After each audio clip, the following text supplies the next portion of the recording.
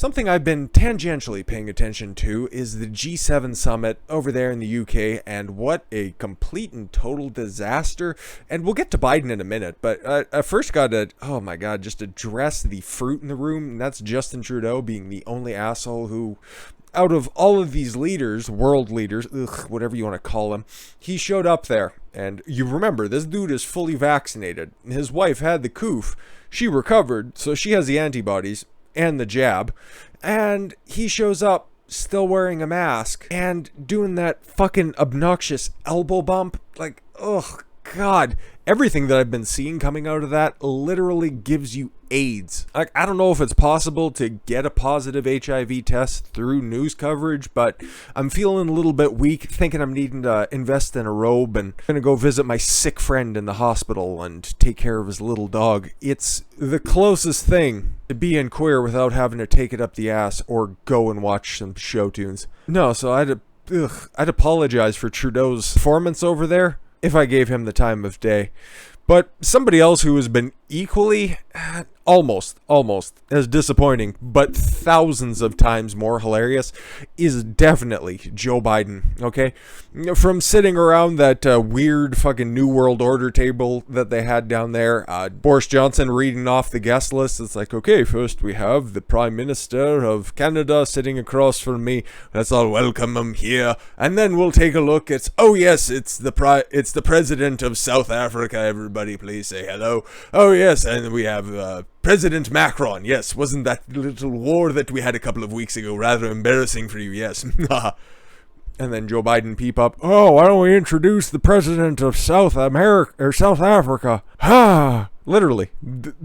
That's something that he did. Or letting his wife do preparations at the presidential desk, definitely not drawing comparisons to the latter stages of Woodrow Wilson. Like, honestly, okay, every once in a while you'd have that moment of clarity. A couple years ago, it'd be like, oh my god, Donald Trump, the business mogul from the 80s, the guy who ran a reality television show, he's the president. And then you get reminded of all of this coverage, and you realize that Joe Biden's the president.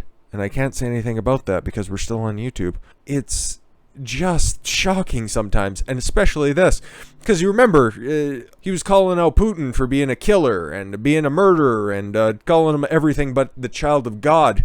And then Putin's like, that's very funny, how about I challenge you to live debate with no teleprompters, I kick your old ass. And he's like, no man, that's cool, come on man, I ain't got time with that, and I'm gonna go get some ice cream. And then this slavering Biden calls Putin a bright, worthy adversary instead of a killer, and warns the United States will respond in kind to aggression while taking questions from another list of pre-approved reporters. Weakness is the best way to describe this president. Oh my god. One of the longer form videos that we'll probably be doing over the next couple of weeks is comparing much closer the Biden presidency, what we've seen from it so far. Remember guys, it's just the first 120 days, you gotta give me some more time. And all of those policies and the way that we're seeing them stack up, because there's historical comparisons out there that weren't that far ago for a lot of people out there. They're still within a comparable amount of time out there. Some people still remember the guy who will be comparing him to, Jimmy Carter, somebody who I've been very vocal about this just being Jimmy Carter 2.0. What's this withered old sack of shit? And I'm not talking about Madonna, who you might be able to see. Oh, not quite. You should definitely check out this fucking disastrous picture that she has there. Just follow the link in the description, but I wouldn't recommend it if you're watching this over dinner. So President Joe Biden on Monday called Russian President Vladimir Putin a worthy adversary ahead of a summit in Geneva, and declined to label him a killer when asked to repeat a label he accepted in the past. Yeah, I don't forget. Instead, Biden called Putin bright and tough and things he used to be 90 fucking years ago, but vowed that if Russia would continue its current posture on cybersecurity, other issues, the United States will respond in kind. Okay? Biden said in Brussels that allied leaders do not consider his summit meeting with Putin any kind of reward, and that fellow heads of state have thanked him for sitting down with the strong man. Yeah, that's not fair. I think World's Strongest Man is going on right now. Anyways, speaking to reporters after a day of meetings with NATO alliance members, Biden said leaders were on board with his decision to sit down with the head of the nation he variously called an adversary or a potential one. He has been making a point of soliciting their views on what he should say when he finally gets together with Putin. Okay, it's something that somebody who I'm sure you've probably met with, even as the vice president in some sort of a role or another. Why are you trying to build yourself up, okay?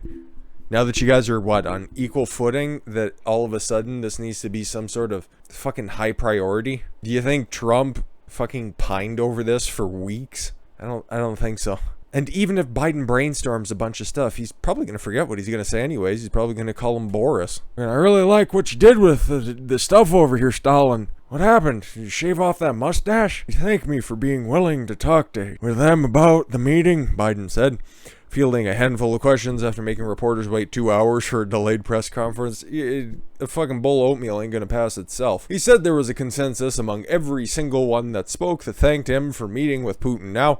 He said fellow leaders thought it was thoroughly appropriate that he do so. Biden rejected the supposition of the question that it was a reward for Putin to meet him so early in his term. No, I don't think it was that long before Trump went globetrotting out there, right? Because they had that Finnish summit that I seem to remember Anderson Cooper's like, oh, this is the most despicable, disgusting performance I've ever seen live on television. Well, I guess he hasn't played back any of his sex tapes. But that was in Helsinki, and that wasn't that long into Trump's presidency, so I think we're kind of splitting cunt hairs here. I'm going to make it clear to President Putin. I've spent a lot of time with President Xi. And that corn pop was a bad dude. But there are areas we can cooperate if he chooses. Like what? He's probably not allowed to talk about that. You find this weird because there's a couple little sound bites and little snippets, that I find from these impromptu press conferences. Biden, I think he has a habit, maybe this is one of the signs of early onset dementia, where you just keep saying the quiet part out loud, like saying, oh, I'm going to get in a lot of trouble if I answer your questions, but the guy with the CNN badge, you go ahead and you ask that question. But guess who's not going to have a script, and guess who's not going to have pre-approved questions? Yeah, anybody in those old Eastern Bloc countries that you decide to go over and venture and have a sit-down with. If he chooses not to cooperate and acts in a way that he has in the past, cite the source. I don't know, are you guys going to still run on that whole Russiagate thing? I interfered with the election. Not as much as you think we did. No, man, Hillary asked, and one of the departments got back and said that you guys did a bunch of stuff. No, she made that up. We only hired like hundreds of dollars worth of Facebook bots out there to advertise for both sides of election. Yeah, well, we're going to do that in the future. Oh, but he offered a caveat. Let's see. There need not be. We should decide where it's in our mutual interests and the interests of the world to cooperate, okay? Biden also took a question over what it would mean if Russian opposition leader Alexei Navalny were to die in prison. But he's like, no, man, don't worry about that. He don't know the Clintons. So, yeah, I guess on the backs of this whole G7 debacle, we're going to have a Biden-Putin face-to-face, which is probably going to go about as well as a Biden-Stairs debacle. Ugh. He should have been staying back at the White House raising the flag, because today is Flag Day, and normally that's in celebration of a certain flag in the United States of America. You would normally think that it would be about the stars and bars, it would be about that old Star-Spangled Banner, but instead the Interior Department raised this abomination. Interior Department celebrates Flag Day by raising Progress Pride flag. Because, oh my god, that's Kamala trying to raise the flag? I would have thought that she would have been trying to sit on top of the pole. Interior Secretary Deb Haaland celebrated Flag Day on Monday by hoisting the pride flag. Oh, I'm sorry, Deb. All you corrupt bureaucrats look the same. Flag above the Interior Building in Washington, D.C. Today we celebrate, Haaland wrote in a social media with a picture of the flag. For the first time ever, the Progress Pride flag is raised over the interior. Happy Pride. Nothing quite like celebrating the legacy of sick individuals like John Mooney and communist talking points like raising this propaganda flag and posting about it for virtue signaling points on social media. It's just the perfect embodiment, and what a wonderful encapsulation of the Biden-Harris conglomerate abomination administration. The Progress Pride flag is a revised version of the gay pride rainbow flag, including black, brown, white, blue, and I don't know. All I know is you take 4 of them, you position them correctly, and they look a lot like something that you would see flying in the 1930s in Germany. Helen went to the roof of the building herself to hoist the flag, and unfortunately she didn't get her pant legs caught in it while she was hoisting it. But yeah, a low day for the American homeland, at least in my opinion. But you know what today is? Today's President Trump's birthday. It's his 75th birthday, after all. And there were little celebrations all across the country, which is weird for a guy who apparently is literally Hitler to have just so many impromptu celebrations for... I mean, we got some pictures here, and this was in San Diego, of all places. Like, there was a big celebration in Palm Beach, as you would expect, Florida, but whatever. But he's actually spending the day up there in Bedminster. He's supposed to be meeting with all those GOP officials to decide policy from what we reported on last week. So he's up there just waiting for everybody to come and visit him, because everybody knows what side their bread is buttered on. So yeah, as you can see, a lot of patriotic, I won't go as far to say attractive people, but man, that's a nice boat. Donald Trump fans celebrate the former president's 75th birthday on Sunday with a Trumparilla MAGA Fest. Okay. Boat parade in San Diego. They're always so cringe, but it's weird for a guy who's just, so terribly unpopular. And boy, did you see his approval ratings? They were something else, huh? They were, so bad. Ooh. Videos posted on social media showed about 20 boats sailing around San Diego Bay. Had a lead super yacht offered supporters an open bar and music over the 4-hour cruise before fans sang happy birthday to Trump as they disembarked. We all know tomorrow is Flag Day, but it's also Donald Trump's birthday. Errol Weber told the crowd, "Donald Trump, thank you very much for everything you do for the American people." He added as the group broke into chants of "We love Trump" and USA. God damn those awful, just impromptu neo-Nazi rallies. God, just how despicable they are, being led by a black man. Wait a minute, this narrative's falling apart. Wow, this is pretty cool. The parents of Ashley Babbitt, the Trump supporter who was fatally shot by a cop who we still don't know, but at least we're going to have to cover this, or at least talk about it at some point or another. Somebody associated, I'm not too sure if it's the family of Ashley Babbitt or if it's another one of her loved ones who is suing the Capitol Hill Police Department to figure out the name of the person who fatally shot Ashley Babbitt. And that's another lawsuit that runs in conjunction with their $10 million settlement. That's still, there's no advancements on that one. We're going to have to wait and see. We're reportedly among the attendees, which is nice to see. I remember seeing this, but I'm not too sure.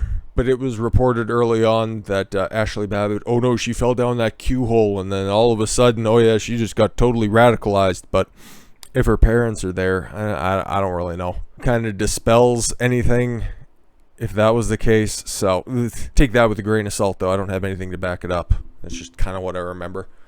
They distributed flyers claiming that Babbitt was murdered by the Capitol officer and calling for justice, as is their right, and I would be sympathetic to that cause.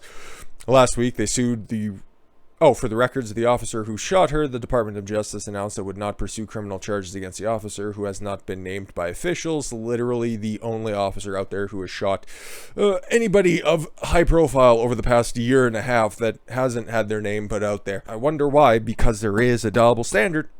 The birthday celebration was smaller than previous Trump boat parties. Well, it's on the other side of the country, in California, where hundreds have attended. It was also smaller than Trump Memorial Day parade in Florida last month. Yeah, because it's in San Diego. That's California. Trump followers, including staunch ally Roger Stone, were pictured sailing in Jupiter as part of the gathering to honor America's fallen soldiers. Yes, that was at the end of May. But hey, to me, it seems pretty cool. It'd be a great way to spend a Saturday in San Diego. And I can't think of another politician whatsoever who would have that kind of support spontaneously on several different occasions, let alone their birthday. This is just another little piece of evidence for every time that one of these mainstream outlets will come out there with, oh, Trump has no support anymore. Yeah, well, how about for every holiday or for every weekend you can reliably see somebody flying a Trump 2020 flag. I don't know. Happy birthday, Mr. Trump. Happy Flag Day, America. I've been Don Consuelo. I want you to follow your gut and get after it. Catch you later, everyone.